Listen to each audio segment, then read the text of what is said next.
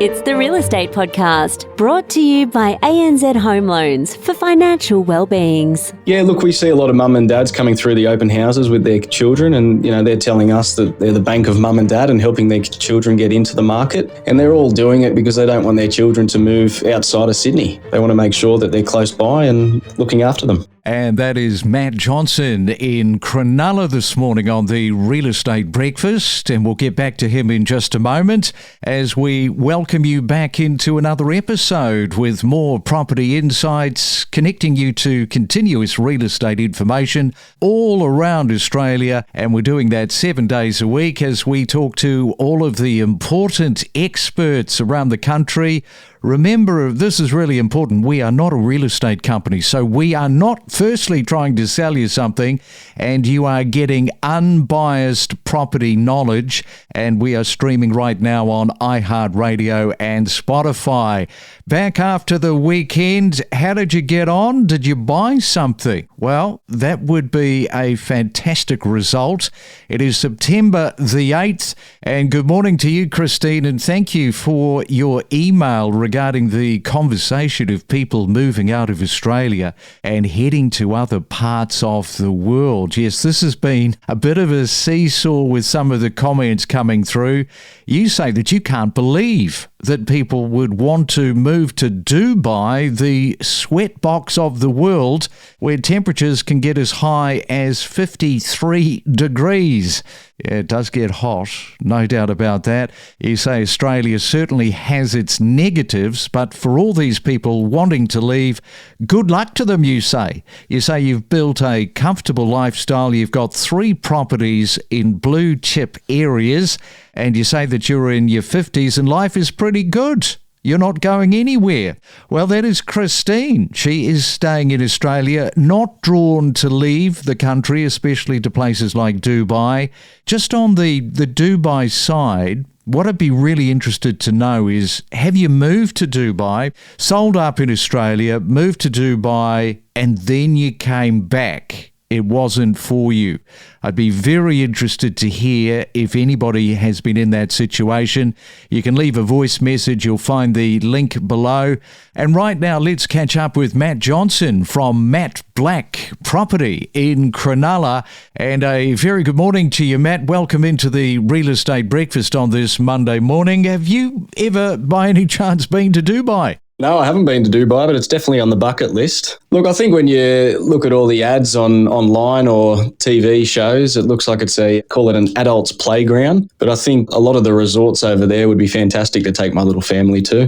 Yeah, no, it's a fun playground, that is for sure, and plenty of people out of Australia have either bought investment properties there or they have up and moved, but it's a good talking point. Now, you're in Cronulla.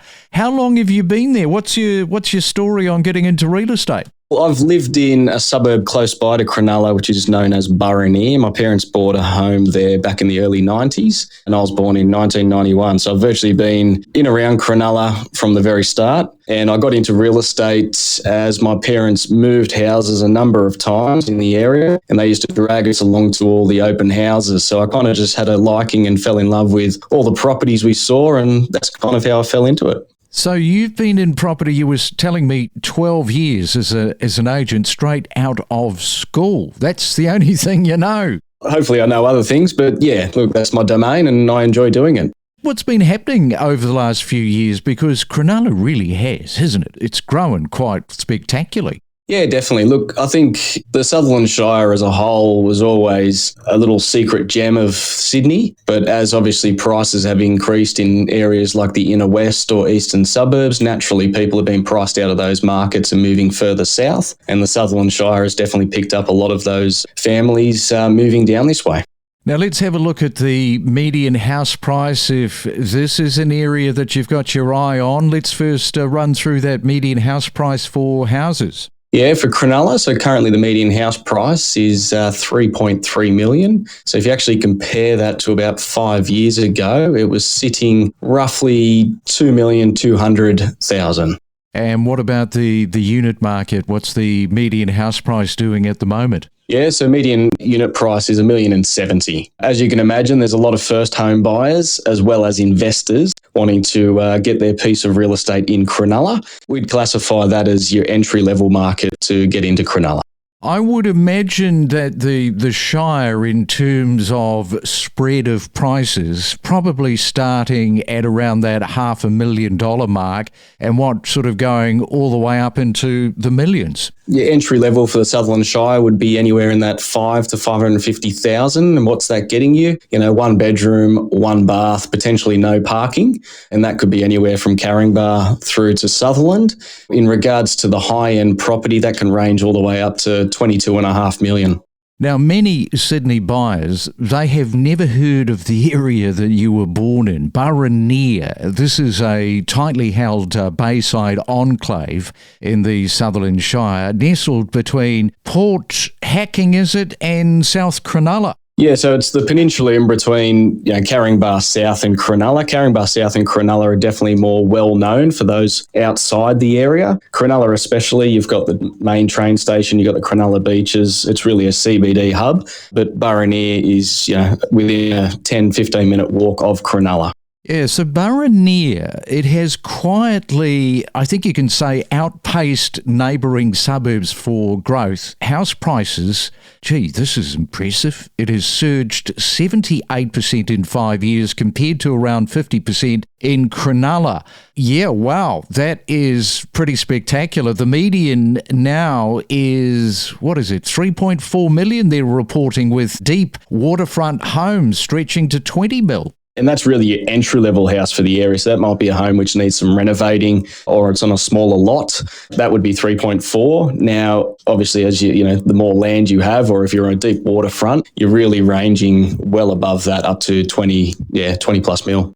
I imagine that there are probably people in the eastern suburbs thinking, hang on, don't be mentioning this area, because this once secret suburb is now on the radar of buyers from the eastern suburbs, inner west and the North Shore. Is that something that you have found over the last few years? Yeah, definitely, especially this year as well, as the market is starting to heat up with rates obviously coming down as well.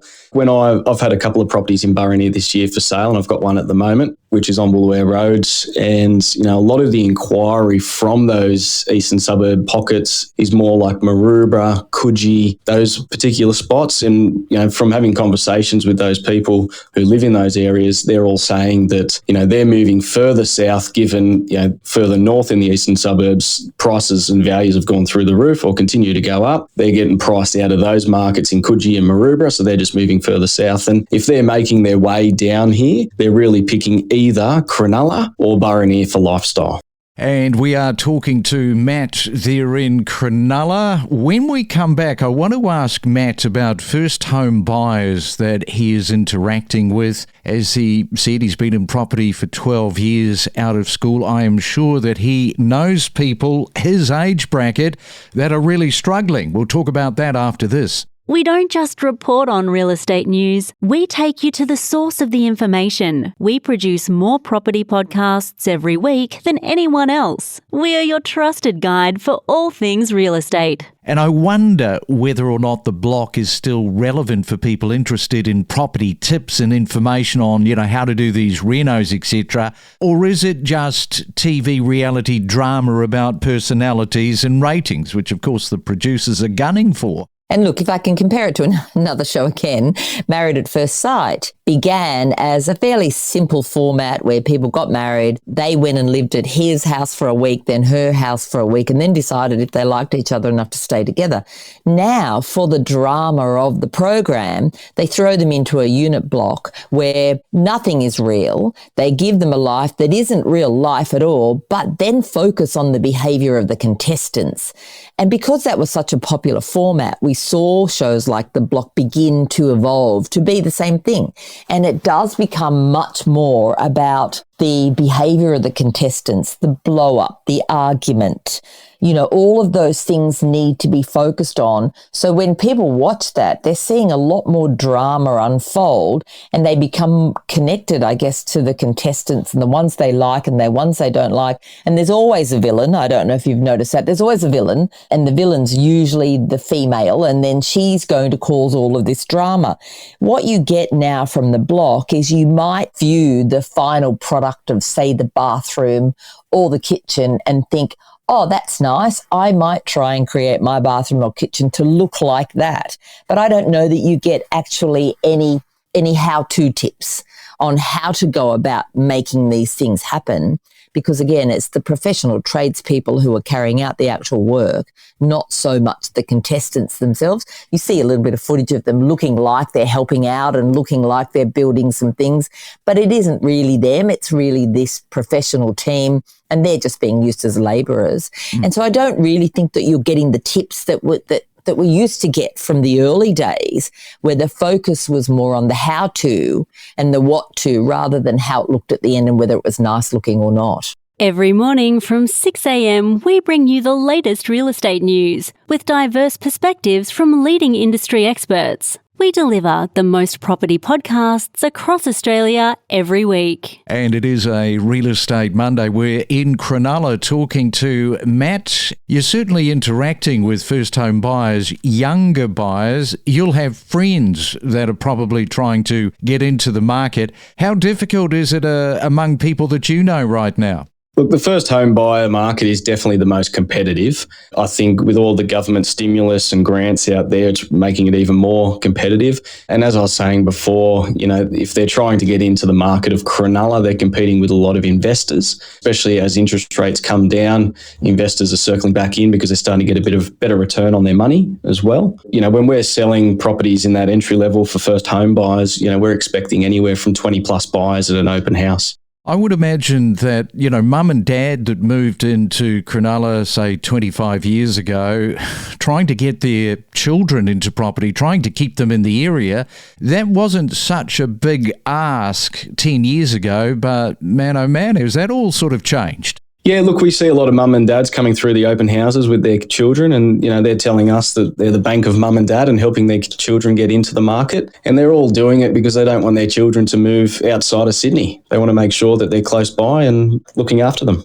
All right then, well, we'll wrap it up, and thanks so much, Matt, for giving us a breakdown on the Cronulla market. Good luck for your upcoming week and sort of running out the clock. As I was saying the other day, man, this year has certainly rolled by pretty fast. Enjoy your day, and thanks for coming on to the Real Estate Breakfast. Thank you, Craig. Appreciate your time. Stay ahead of the competition with the latest news, insights and data analysis on the property podcast that keeps you informed. From first-time home buyers to seasoned investors to breaking property news. Discover the stories behind the real estate. It is. There's a number of different reasons why people will stay under the same roof. Quite often, and it's referenced in the PropTrack article, it's called birds nesting, and it is for the sake of the children if children exist in the relationship. As I said, it's such an unusual situation that many people don't find themselves in on a regular basis. So keeping those nerves in check and keeping the head cool and clear can be a struggle. Key to it, having some sort of connection with your agent. Yeah, and Vietnam, to your point, is significantly cheaper than Thailand. Thailand's tourist numbers have been falling this year, and Vietnam's are up. And a lot of it has to do with price. Well, Craig, I'm always a big fan of Dubai, and clearly I'm happy to hear that listeners are also thinking the same way. But, Australia has always been a bit of a lure to me. My wife's been, she says it's amazing. But it's good to hear the banter coming from one listener to another. We connect you to the best real estate information across Australia. The Real Estate Podcast.